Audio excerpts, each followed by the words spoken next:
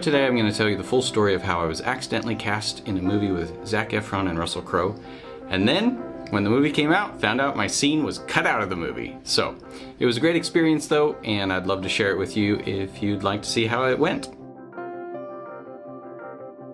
A couple months ago, I was sitting here on my computer doing my work like a good little boy, and I was browsing Facebook, as you do.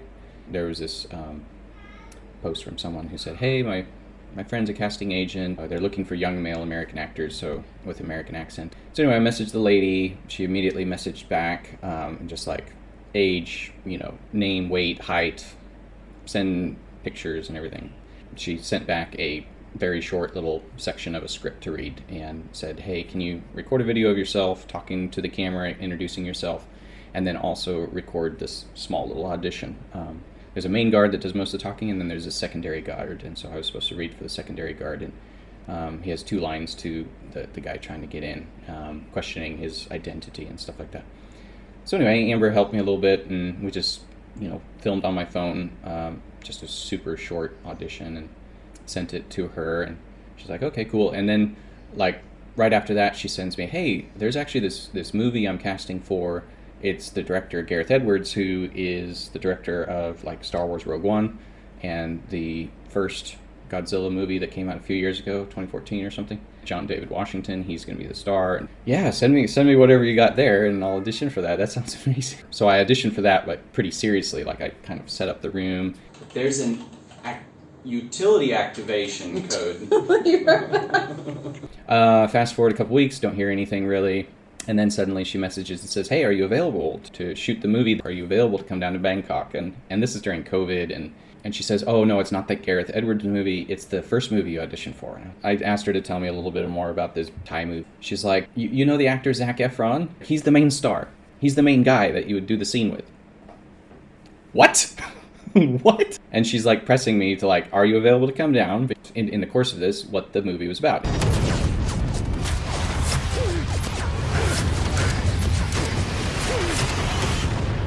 We're halfway home.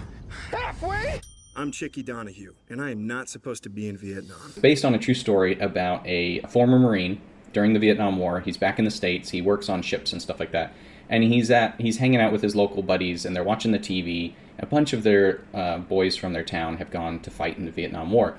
And they're just seeing all these, news about protests and protesting right on the gangplank as former POWs and stuff are coming back from Vietnam. And just one of the guys sitting around there just says, we have so many guys from our local town that we grew up with that are over there serving in Vietnam, and this is what they see on TV. This is what they think, their reception's going to be. It'd be amazing if just someone went over there, let them know the whole town is rooting for him. And so somehow the main character kind of gets shanghaied into this. He can just work on a boat that goes anywhere. And it's a completely true story. You can look on YouTube. There's plenty of interviews with this guy and then the guys that he met up with. I read the book, but he's able to actually go and visit 4 of the guys. Suddenly he shows up on the front lines, and there's their buddy from home, and he's like, hey dude, we're all rooting for you. I found out more about the director. The director got started by writing and directing Dumb and Dumber. Most recently, he won an Oscar for The Green Book. Anyway, so I said to the lady, all right, I'll do it. And a few minutes later, she says, all right, they confirm you, so we'll get you your flights. And now there was also rumors, but nothing confirmed, that something like Russell Crowe, Bill Murray, nothing confirmed, nothing online anywhere. I went down on a Friday for a fitting, so I literally flew to Bangkok, went to the wardrobe department. They had my custom-made soldier's outfit ready for me. I put it on. It was too big and stuff, but they, adjusted everything. I took pictures, and then I literally got on the plane and came back to Chiang Mai on the same day. And then it was just kind of waiting a couple weeks to actually go down and shoot. And this kind of leads into some of the videos I actually shot while I was down in Bangkok. They put me up in a hotel. They would bring a van every morning and then drop me off every evening. There was COVID testing throughout, so I had to get COVID tests basically every 3 days. I'm heading to the set, and I really don't know what to expect.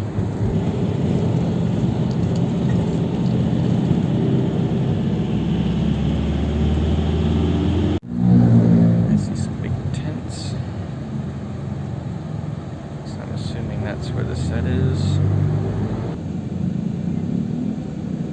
Oh, wow, they've built something. building. That must be the embassy. Yep. Wow. That looks like the embassy. Yeah, they have built a set for the embassy. And there's a tank. Oh my gosh. I guess that's what I'm going to be guarding right there.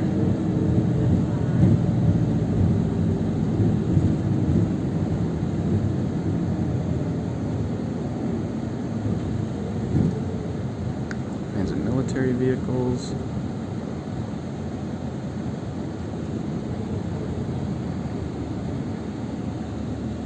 Crew check-in over there. Getting a tan.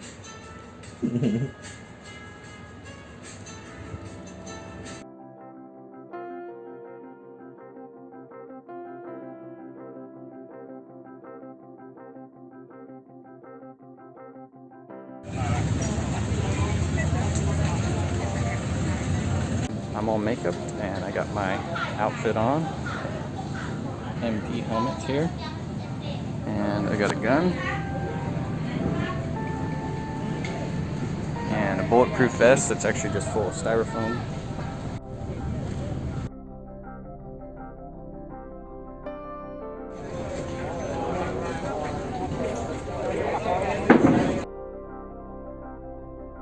New York people nice? Friendly? Ah, the best. Just don't look them in the eye on the sidewalk and you might have to fight them. There your embassy. Thank you. So this is the second day on the set. We had to come back today because we ran out of sunlight last night when we were shooting with Zac. We had almost finished, everything was going well. And it's looking like rain, so they're getting ready for rain. And I just got to meet Dylan Allen. He was just sitting here at one of these tables, just eating his lunch. And I was like, dude, I just watched your movie. One of the other casting ladies, she's like, oh, Jake, are you a fan? And I said, no, Dylan's a fan of me. And Dylan just immediately got up and he's like, oh yeah, Jake's biggest fan. I'm so honored to meet him, something like that. Let's see, I got to picture with Zac Efron's Dirty Pants. Got on set and they were starting to, some storm clouds were coming in. And everyone's kind of like rushing around going, oh, maybe we can get this in before the rain hits. So get on set and everybody's rushing around and they're getting the cranes and cameras all set up, and there's our stand-ins, you know, for focus and lighting reference that are there, and they're getting the microphone in the helmets.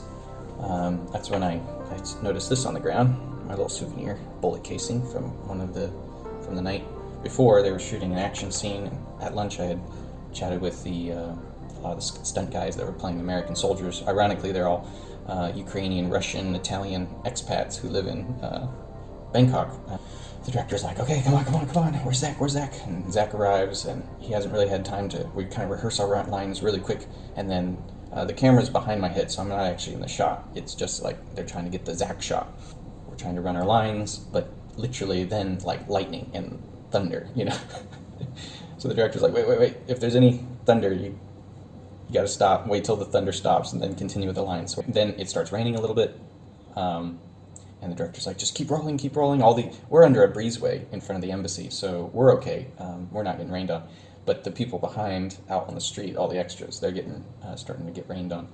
And the director's like, keep rolling. And then the rain gets a little harder, and he's like, keep rolling. And we're trying to, like, he's trying to give feedback on lines, and it's just, it could only end one way. And eventually the rain, like, kicks it up a notch, you know how it does. It just, like, suddenly, and the director's like, oh, crap. Cut, stop, everything. So we're all like, everyone's like running for cover, and they're trying to cover cameras and cranes and lights, and we're all huddled into the breezeway, and then... I just hope we're still live afterwards. Yeah, we'll wait it out. We'll do it tomorrow. There's tomorrow. Ah, just saying. They nailed it. Eventually I took off into the kind of the embassy inside, which is just an empty room. Got to say hi to Zac, laugh about the rain a little bit, told him a story about how Amber used to play one of the songs he sang in High School Musical to Eric, and it was like the only song that would get Eric to sleep, and it would calm Amber's nerves.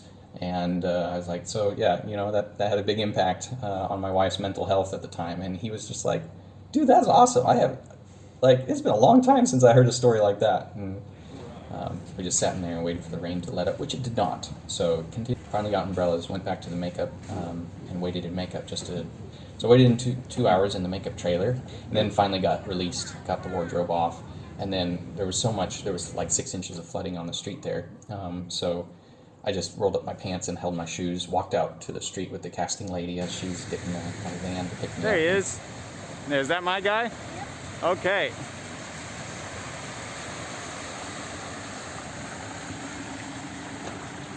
Day number 3 of shooting, the scene that was supposed to be done in one day.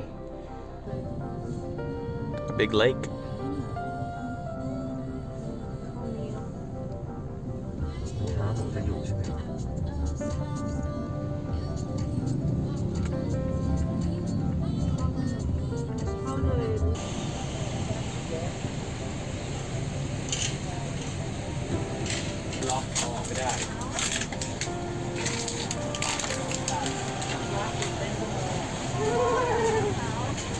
And this is where I take my shoes off. It's like we're at the beach. Watch the cliff.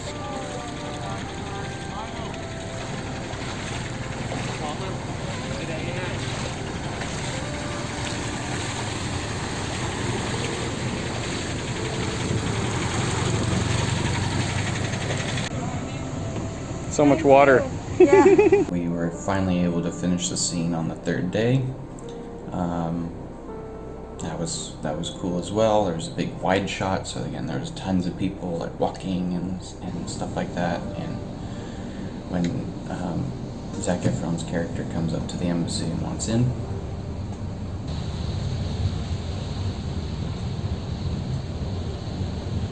my last shooting day, I needed to be up at 4 to be picked up just before 5.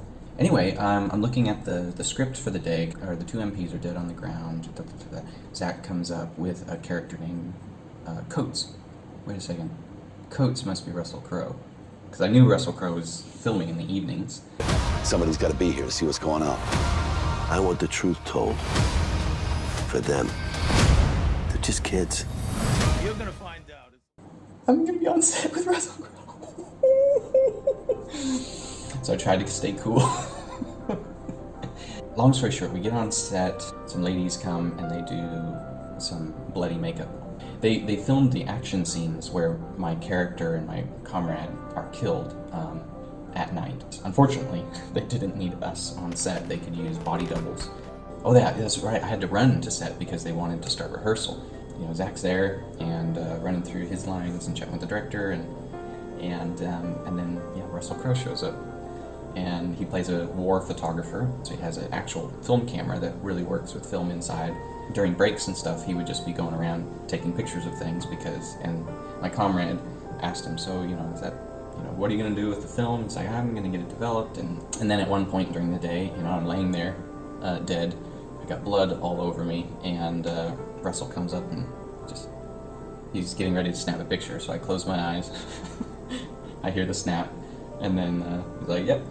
So it was just really cool to Russell Crowe literally 5 feet away for half of the day. Most of the day I laid on my side and just, unless they weren't shooting, then we could get up and walk around and stuff like that. But by the end of the day, my hip was pretty sore. In pain, actual pain. I ran into Kyle Allen again, and I literally have blood everywhere over my face, and I'm just walking to the bathroom. Kyle's like, hey dude, looking good. Later on in the day, we actually got our close-up, so most of the shots are us just on the ground. But when Zac comes into the embassy for the first time, the director wanted him to have this moment where he's looking down at these 2 guys that he just saw the day before or a couple days before, and kind of conned his way in, to get past them. Because he had actually met them. They're real-life characters. This is the last shot of the day. The director still hadn't gotten the memo that my name was Jake, because everything was written down like it was Jack on everything. And he's like, hey Jack, let's try something else. He's like, try hanging your eyes open a little bit. I just kind of hung my eyes open just half. And he's like, that's it, boom, done, perfect, thank you. And then we were done. Zac Efron's birthday was that day, so they had a cake for him, so there was cake out, and That's exactly right.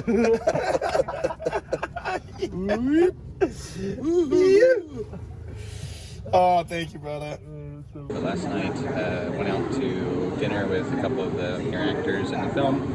Kyle Allen popped in. He plopped down right next to me because I just said, hey, congratulations on getting to play in West Side Story. What was that like? And so we talked about that for probably a good 45 minutes. He told me the long story about how he auditioned for the role. And eventually, getting to audition for Steven Spielberg and then getting the part. And so he plays one of the Jets. It was really cool to talk about the movie and how they made it, and then Steven Spielberg as a director. Really nice kid. I thought, you know what? Amber and I just watched a movie with him. Amber's gonna love seeing West Side Story in December, so what if I just call Amber really quick, video chat Amber really quick, and then show who's next to me and have her say hi to one of the cast members of West Side Story. So I was like, hey dude, do you mind if I just video chat my wife for like 2 seconds and say hi to make her day? So I did, and he was, just super friendly. We're joking around, and hopefully that made her day. And then one of the other actors was coming up to Chiang Mai for 2 weeks in a couple days. So I was like, dude, do you know anybody up there? And he's like, no, I don't know anybody. I don't have, I was like, well, now you know someone up there. So long story short, we're gonna go see Dune together. Great experience, positive days on set, even with the rain and things like that.